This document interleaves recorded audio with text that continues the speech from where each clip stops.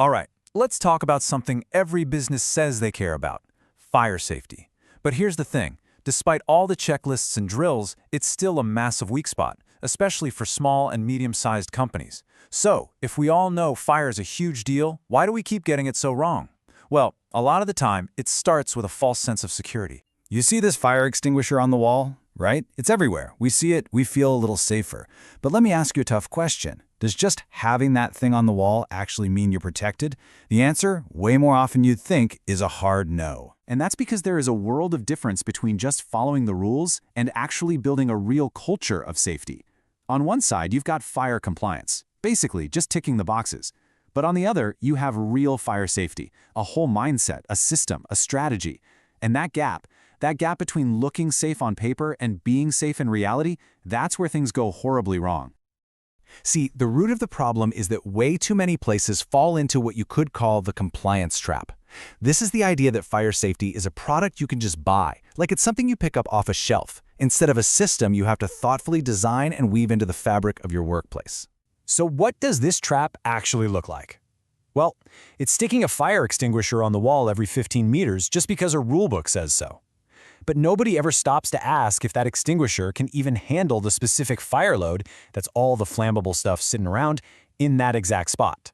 You end up following the letter of the law, but you're completely missing the whole point. To really get to the heart of this, we've got to look at the root causes. We've actually identified 5 critical failures that pop up again and again, leading to fire disasters in the workplace. Let's just break them down, one by one. And it all kicks off with a failure we were just talking about, treating safety like it's just a regulatory checkbox. It's this whole mindset of doing the absolute bare minimum to pass an inspection, without any real technical understanding of what you're actually trying to protect your people from. I really want you to let this sink in. Compliance doesn't equal protection. Just because you've checked all the boxes doesn't mean for a second that you're actually safe. Okay, the second failure flows right from that first one. It's the classic fight, budget versus quality. When you don't really get the risks, safety just becomes another line item on the budget to cut, and that leads to cheap gear, shoddy installation, and undertrained staff. I mean, that's a recipe for disaster. And this quote just hits the nail on the head. The cheapest safety solution is always the most expensive after an incident. Cutting corners isn't saving money, it's just kicking a much bigger bill down the road. The third failure? It's a massive knowledge gap.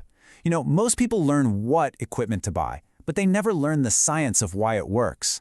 They might not understand a concept like fire load, how much flammable stuff is in one spot, or the calorific value of materials, which is just a fancy way of saying how much heat they kick out when they burn. This ignorance keeps companies reacting to fires instead of preventing them in the first place. Now, failure number 4 is literally hiding in plain sight. It's in the walls and ceilings all around us. It's the material of construction mindset. We get so focused on how things look, sleek composite panels, cool false ceilings, that we forget to ask if those materials are flammable. And a lot of times they are, essentially turning the building itself into a giant pile of kindling. And this gets to an absolutely crucial point. Fire protection begins at the design stage, not after the completion certificate. You have to bake safety into the blueprint from day one. You can't just bolt it on as an afterthought. And the fifth and final failure brings us full circle, right back to that icon of fire safety, the extinguisher. Most of us learn the simple pass technique: pull, aim, squeeze, sweep. And that's great for a little fire in a trash can.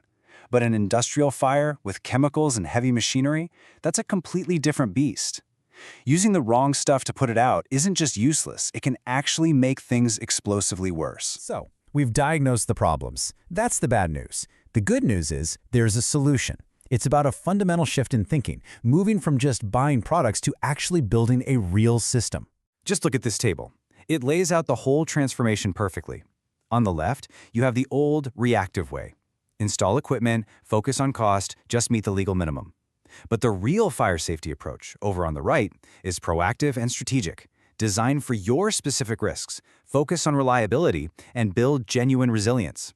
It's a complete 180 on the whole philosophy. So that all sounds great in theory, right? But how do you actually put this new approach into action? What are the real practical steps to build this kind of resilient system in your own workplace? Well, it really comes down to these 5 interconnected steps. First, you've got to shift from just compliance to genuine competency. That means knowing the why, not just the what. That then allows you to integrate safety at the design stage. From there, you invest in your people through training and awareness because they're your first line of defense. This new mindset makes it way easier to choose quality over cost because now you understand what's at stake. And finally, you build a culture of innovation and testing to make sure your system never gets stale. Ultimately, achieving real safety, lasting safety, comes down to reframing the entire conversation. It's all about changing the one fundamental question that we ask ourselves. For decades, the default question has been all about the product, and that's what keeps us stuck in that compliance trap.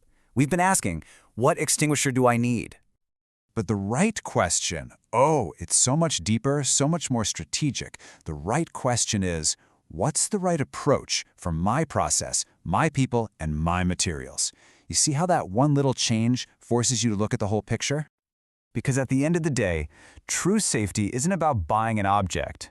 The goal isn't just to buy a product, it's to build a comprehensive solution that's tailored specifically to your unique risks. And that leaves us with this final, crucial idea. Fire safety isn't about extinguishers. It's about understanding fire, understanding its behavior, its potential, and how to master its containment. When we shift our focus from products to principles, that's when we build workplaces that aren't just compliant, but are genuinely, lastingly resilient.